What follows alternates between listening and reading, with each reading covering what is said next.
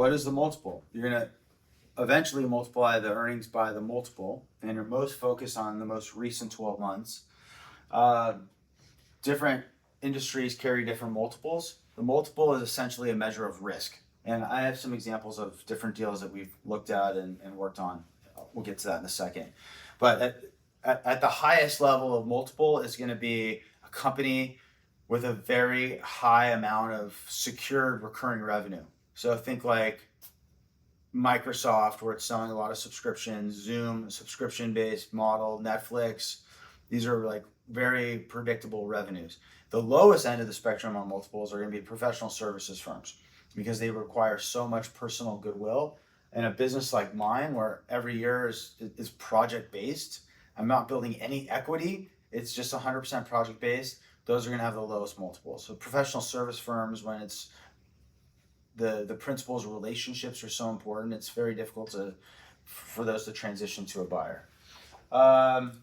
Also, size does matter. So the larger the company, the larger the multiple.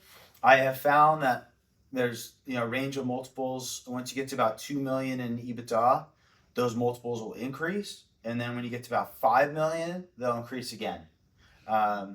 It's just an anecdote. So then once we have the earnings and the multiple, we kind of multiply those two and you get a range. But then we use a lot of other subjective factors as well and make some adjustments. What's the trend in this business? Just because the business is doing 5 million EBITDA now, what if it was at 10 million EBITDA?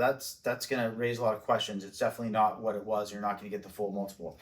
What if you have like 60% of sales to one customer? There's this common problem in these businesses called customer concentration. Typically, whenever you have more than like 25-30% of sales to your top customer, buyers see risk in that. That's a key relationship, and that's probably a huge driver of your profits as well. So there's going to be an adjustment. And also we're talking about the price of the deal. The terms are also very important too. So when you have this huge customer concentration issue, you're certainly not going to get 100% cash at closing. It's very rare to get 100% cash at closing anyways. But if there's a huge customer concentration issue and you can get a buyer comfortable with that, probably going to be looking at some deal structure where you're getting like 50 to 60% cash at closing, and the rest of it based on that customer staying for a period of time. And that's called an earn-out. Try to avoid those as much as possible, but they're pretty common in the current market. Other factors are, what is the management team like? Is the buyer going to have to go out and go hire people that you should have already had? What are your computer systems like? Are they antiquated? Do you have deferred maintenance on your equipment? Really just putting yourself in the buyer's shoes. What is the buyer going to have to do after they take this over? So they're going to make some adjustments themselves. And my goal is to go to market with a very level, slightly aggressive, 55%, aggressiveness on my adjustments and what I'm showing the buyer. I want to leave a little bit of room for negotiation, but they're going to have their own point of view. But I need to be realistic because I am signing up to my seller. Hey, I think we're going to get you, 8-9 million, and I better damn well hit that because my fee is tied to that. Okay, so that's basically how it works. So in this market, I see kind of like 3 different types of companies. The typical company, call it a million in profit, is really going to sell typically between 4 to 6 times. It's really kind of what it is, unless the business has some very unique properties, something proprietary about it. They have some unique technology. They have a brand.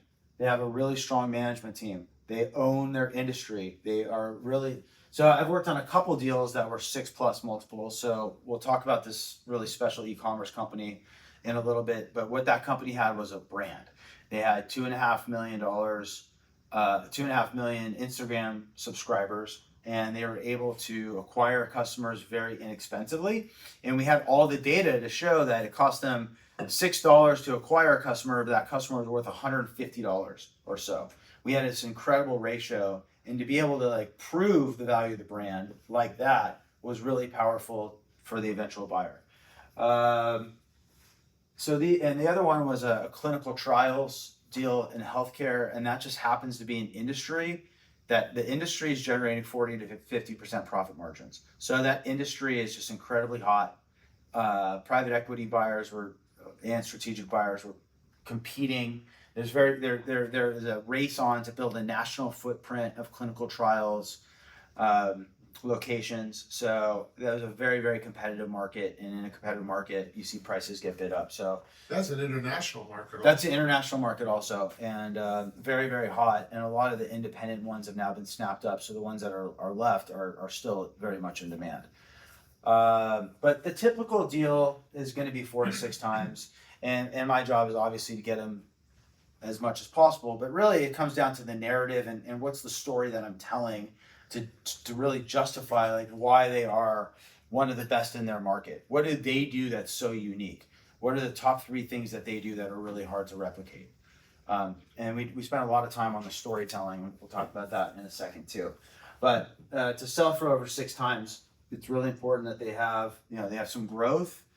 They have a strong management team. They have really strong financials in place that are reliable, and just would appear as a lot less risk to a buyer.